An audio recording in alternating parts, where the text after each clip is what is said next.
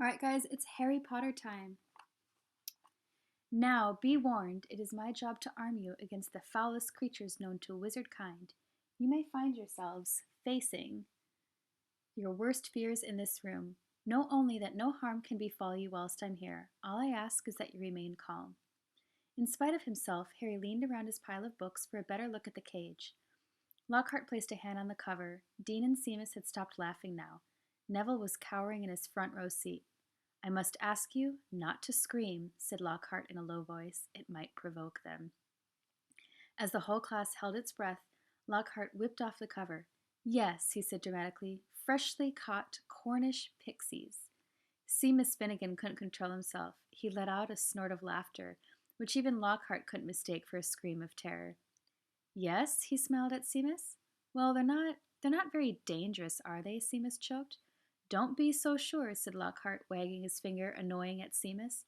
Devilish tricky little blighters they can be. The pixies were electric blue and about 8 inches high, with pointed faces and voices so shrill it was like listening to a lot of budgies arguing. The moment the cover had been removed, they had started jabbering and rocketing around, rattling the bars and pulling bizarre faces at the people nearest them. Right then, Lockhart said loudly, Let's see what you make of them, and he opened the cage. It was pandemonium. The pixies shot in every direction like rockets. Two of them seized Neville by the ears and lifted him into the air. Several shot straight through the window, showering the back row with broken glass. The rest proceeded to wreck the classroom more effectively than a rampaging rhino. They grabbed ink bottles and sprayed the class with them, shredded books and papers, tore pictures from the walls, upended the waste bin, grabbed bags and books, and threw them out of the smashed window. Within minutes, half the class was sheltering under desks, and Neville was swinging from the candelabra in the ceiling. Come on now, round them up, round them up. They're only pixies, Lockhart shouted. He rolled up his sleeves, brandished his wand, and bellowed, Piscipsi Pistronomy. It had absolutely no effect. One of the pixies seized Lockhart's wand and threw it out the window, too. Lockhart gulped and dived under his own desk, narrowly avoided being squashed by Neville, who fell a second later as the candelabra gave way. The bell rang, and there was a mad rush toward the exit. In the relative calm that followed, Lockhart straightened up, caught sight of Harry, Ron, and Hermione, who were almost at the door, and said, Well, I'll ask you three just to nip the rest of them back into their cage. He swept past them and shut the door quickly behind them. Can you believe him? Roared Ron as one of the remaining pixies bit him painfully in the ear. He just wants to give us some hands-on experience, said Hermione, immobilizing two pixies at once with a clever freezing charm and stuffing them back in their cages. Hands-on, said Harry, who was trying to grab a pixie dance out of reach with its tongue out. Hermione, he didn't have a clue what he was doing. Rubbish, said Hermione. You've read his book. Look at all those amazing things he's done. The things he says he's done, Ron muttered. Chapter 7 Mudbloods and Murmurs. Harry spent a lot of time over the next few days dodging out of sight whenever he saw Gilderoy Lockhart coming down a corridor. Harder to avoid was Colin Creevey, who seemed to have memorized Harry's timetable. Nothing seemed to give Colin a bigger thrill than to say, All right, Harry? 6 or 7 times a day, and, Hello, Colin, back.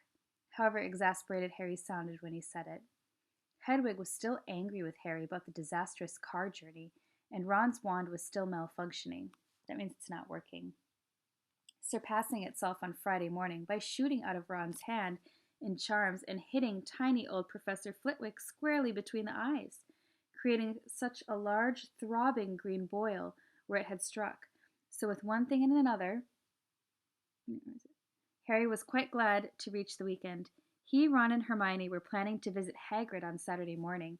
Harry, however, was shaken awake several hours earlier than he would have liked by Oliver Wood, captain of the Gryffindor Quidditch team. What's the matter? Said Harry angrily. Quidditch practice, said Wood. Come on. Harry squinted at the window. There was a thin mist hanging across the pink and gold sky. Now he was awake, he couldn't understand how he could have slept through the racket the birds were making. Oliver, Harry croaked, it's the crack of dawn. Exactly, said Wood. He was tall and burly, 6th year, and at the moment his eyes were gleaming with a mad enthusiasm. It's part of our new training program. Come on, Grab your broom and let's go, said Wood heartily. None of the other teams have started training yet. We're going to be first off the mark this year. Yawning and shivering slightly, Harry climbed out of bed and tried to find his Quidditch robes. Good man, said Wood. Meet you on the pitch in 15 minutes. When he found his scarlet team robes and pulled on his cloak for warmth, Harry scribbled a note to Ron explaining where he had gone and went down the spiral staircase to the common room, his Nimbus 2000 on his shoulder.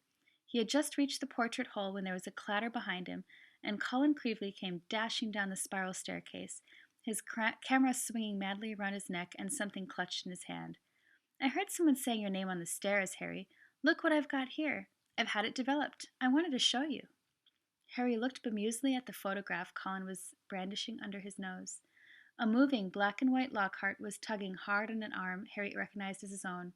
He was pleased to see that his photographic self was putting up a good fight and refusing to be dragged into view. As Harry watched, Lockhart gave up and slumped, panting against the white edge of the picture. Will you sign it? Said Colin. No, said Harry, flatly, glancing around to check that the room was deserted. Sorry, Colin, I'm in a hurry. Quidditch practice. He climbed through the window portrait hole. Oh, wow, wait for me. I've never watched a Quidditch game before. Colin scrambled through the hole after him. It'll be really boring, Harry said quickly, but Colin ignored him, his face shining with excitement. You were the youngest house player in 100 years, weren't you, Harry? Weren't you? Said Colin, trotting alongside him. You must be brilliant. I've never flown. Is it easy? Is that your own broom? Is it the best one there is? Harry didn't know how to get rid of him. It was like having an extremely talkative shadow. I don't really understand Quidditch, said Colin breathlessly. Is it true there are 4 balls, and 2 of them fly around trying to knock people off their broom? Yes, said Harry, heavily, resigned to explaining the complicated rules of Quidditch. They're called bludgers. There are 2 beaters on each team who carry clubs to beat the bludgers away from their side. Fred and George Weasley are the Gryffindor beaters. And what are the other balls for? Colin asked, tripping down a couple steps because he was gazing open-mouthed at Harry. Well, the quaffle. That's the biggest red one. It's the one that scores goals. 3 chasers are on each team, throw the quaffle to each other, and try and get it through the goalpost at the end of the pitch. There are 3 long poles with hoops on the end. And the 4th ball is the golden snitch, said Harry, and it's very small, very fast, and difficult to catch. But that's what the seekers got to do, because a game of Quidditch doesn't end until the snitch has been caught. And whichever team's seeker gets the snitch earns his team an extra 150 points. And you're a Gryffindor seeker, aren't you? Said Colin in awe. Yes, said Harry as they left the castle and started crossing the dew-drenched grass. And there's the keeper, too. He guards the goalpost. That's it, really. But Colin didn't stop questioning Harry all the way down the sloping lawns to the Quidditch pitch, and Harry only shook him off when he reached the changing rooms. Colin called after him in a piping voice, I'll go and get a good seat, Harry, and hurried off to the stands. The rest of the Gryffindor team were already in the changing room. Wood was the only person who looked truly awake. Fred and George Weasley were sitting puffy-eyed and touzle-haired next to 4th-year Alicia Spinnet, who seemed to be nodding off against the wall behind her. Her fellow chasers, Katie Bell and Angelina Johnson, were yawning, side by side opposite them. There you are, Harry. What kept you? Said Wood briskly. Now, I wanted a quick talk with you all before we actually get onto the pitch, because I spent the summer devising a whole new training program, which I really think will make all the difference. Wood was holding up a large diagram of a Quidditch pitch, on which were drawn many lines, arrows, and crosses in different colored inks. He took out his wand, tapped the board, and the arrows began to wiggle over the diagram like caterpillars. As Wood launched into a speech about his new tactics, Fred Weasley's head drooped right onto Alicia Spinnet's shoulder and he began to snore. The first board took nearly 20 minutes to explain, but there was another board under that, and a third under that one. Harry sank into a stupor as Wood droned on and on and on. So, said Wood at long last, jerking Harry from a wistful fantasy about what he could be eating for breakfast at this very moment up in the castle. Is that clear? Any questions? I've got a question, Oliver, said George, who had woken up with a start. Why couldn't you have told us this all yesterday when we were awake? Wood wasn't pleased. Let's see, we have time. One more page. Now listen here, you lot, he said, glowering at them. We should have won the Quidditch Cup last year. We're easily the best team. But unfortunately, owing to circumstances beyond our control, Harry shifted guiltily in his seat. He had been unconscious in the hospital wing for the final match of the previous year, meaning that the Gryffindor had been a player short and had suffered their worst defeat in 300 years. Wood took a moment to regain control of himself. Their last defeat was clearly still torturing him. So this year we train harder than before. Okay, let's go and put our new theories into practice. Wood shouted, seizing his broomstick and leading the way out of the changing room. Stiff-legged and still yawning, his team followed. They had been in the changing room so long that the sun was up properly now, although remnants of mist hung over the grass in the stadium. As Harry walked onto the pitch, he saw Ron and Hermione sitting in the stands. "Aren't you finished yet?" called Ron incredulously. "Haven't you even started?" said Harry, looking jealously at the toast and marmalade Ron and Hermione had brought out of the Great Hall. "Wood's been teaching us new moves." He mounted his broomstick and kicked at the ground, soaring up into the air.